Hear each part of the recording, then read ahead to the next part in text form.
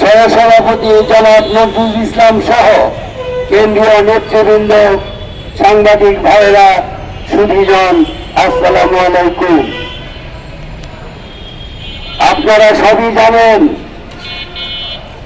মুসলিম লীগ নবাব শেখ সলিমুল্লাহর প্রতিষ্ঠিত একটি রাজনৈতিক সংগঠন, যেটি 1906 সালে প্রতিষ্ঠিত হয়েছিল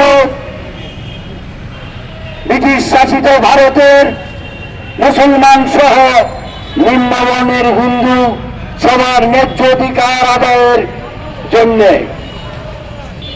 দুঃখের সাথে বলতে হচ্ছে, এই মুসলিম লীগের নেতৃত্বেই 1947 সনে ব্রিটিশ শাসিত ভারত থেকে পাকিস্তান নামক রাষ্ট্রের সৃষ্টি হয়েছিল এবং পাকিস্তান সৃষ্টির পর থেকে আমাদের প্রতিবেশী রাষ্ট্র ভারত, যারা চাইছিল না এই স্বাধীনতা, যারা মুসলমানদের স্বাধীনতা স্বাধিকার তাদের অধিকার কখনোই দিতে চাচ্ছিল না, তারা ষড়যন্ত্রে লিপ্ত হল।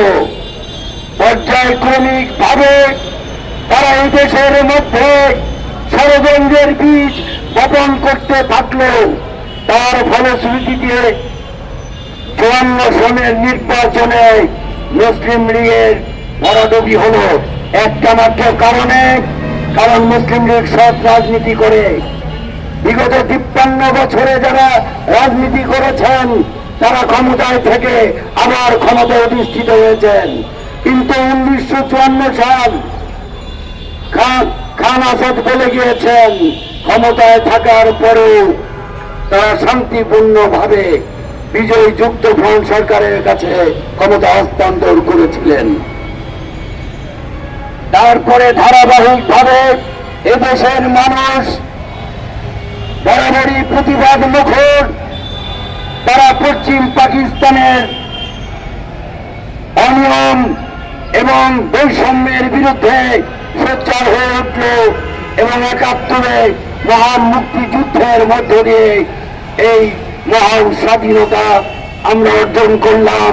স্বাধীন সার্বভৌম বাংলাদেশ পেলাম, কিন্তু সংবিধানে পরিষ্কারভাবে লেখা আছে, পূর্ব পাকিস্তানের চিহ্নিত সীমানায় স্বাধীন সার্বভৌম বাংলাদেশের সীমানা।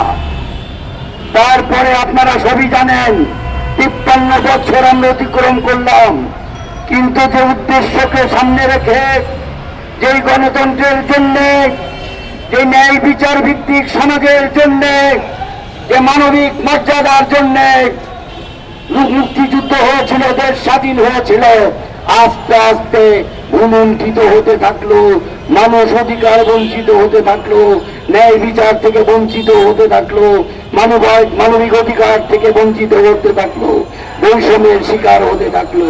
তারই ফলশ্রুতিতে 2000